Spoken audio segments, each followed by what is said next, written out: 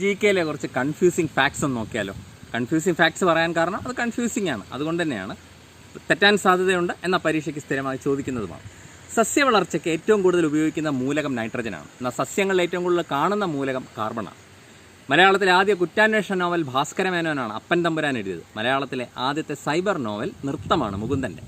UN പതാകയുടെ നിറം ഇളം നീലയാണ്. Olympics പതാകയുടെ നിറം വെള്ളയാണ്. ബാങ്ക് ഓഫ് കൊച്ചി സ്ഥിതി ചെയ്യുന്ന ജപ്പാനിലാണ്. എന്നാൽ മിനി ജപ്പാൻ എന്നറിയപ്പെടുന്ന ശിവകാശിയാണ്. പശ്ചിമഘട്ടം കടന്നു പോകുന്ന സംസ്ഥാനങ്ങൾ 6ആണ്. പശ്ചിമഘട്ടത്തിൽ എത്ര ചുരങ്ങളുണ്ടെന്ന് ചോദിച്ചാൽ അത് 16ആണ്. ആലുവയിൽ അദ്വൈതാശ്രമം സ്ഥാപിച്ച ശ്രീനാരായണ ഗുരുദേവനാണ് 1913. കാലടിയിൽ അദ്വൈതാശ്രമം സ്ഥാപിച്ചത് ആഗമാനന്ദ സ്വാമികളാണ് 1936.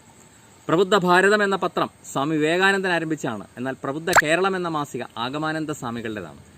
ആദ്യ തൃപ്പടിദാനം നടന്നത് മാർത്താണ്ഡവർമ്മയാണ് 1750.